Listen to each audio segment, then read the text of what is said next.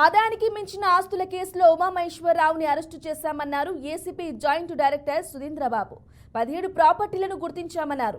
గట్కేసర్లో 5 ఫ్లాట్లు ఉన్నట్లు పేర్కొన్నారు. 60 తులాల బంగారంతో పాటు 38 లక్షలను సీజ్ చేసినట్లు పేర్కొన్నారు. ఇవాళ ఉమామహేశ్వరరావును కోర్టులో హాజరుపరచనున్నట్లు పేర్కొన్నారు.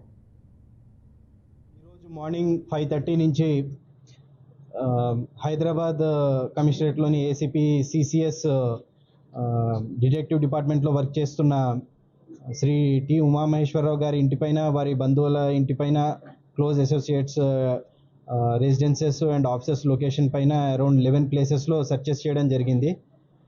ఆయన పైన అభియోగాలు రావడంతో ఆదాయానికి మించిన అక్రమ ఆస్తులు ఉన్నాయన్న నేపథ్యంలో ఇవి సెర్చెస్ చేయడం జరిగింది.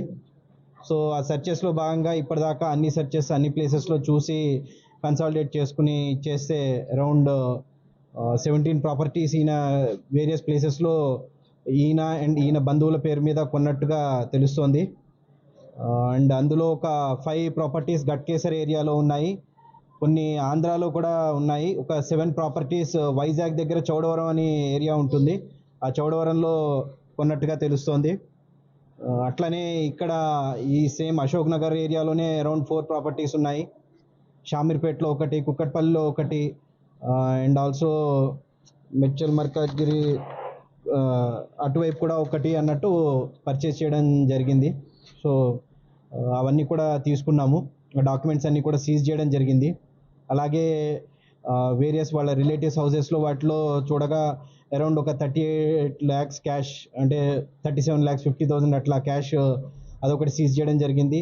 గోల్డ్ కూడా సుమారు వేరియస్ టైమ్స్ 60 తులాస్ గోల్డ్ అది కూడా సీజ్ చేయడం జరిగింది.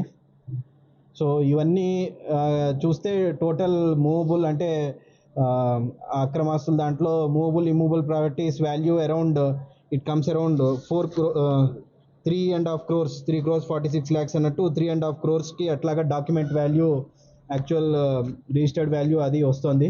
ఇక మార్కెట్ వాల్యూ మేము చెప్పము, జనరల్గా మీరు మీ ఎస్టిమేషన్ వేసి చూసుకోవచ్చు. సో ఇట్లాగా దొరకడం జరిగింది. సో ఇంకా ఫర్దర్ వేరే కొన్ని ఈయన చేసిన కేసెస్లో కూడా కొన్ని అభియోగాలు ఉన్నాయి. సో ఆ అభియోగాల్ని కూడా తదుపరి దర్యాప్తులో మేము కొనసాగిస్తాము. పోలీస్ కస్టడీ తీసుకుని ఆ కేసెస్లో ఏమైనా జరిగాయా, ఇర్రెగ్యులారిటీస్ అయ్యి అందులో కూడా ఏమైనా మనీ తీసుకోవడం జరిగిందా అవి అన్నది. సో ప్రస్తుతానికైతే ఇన్ని ఫార్మాలిటీస్ కంప్లీట్ చేసి కోర్టులో హాజరుపరిచి రిమాండ్ చేయిస్తాం.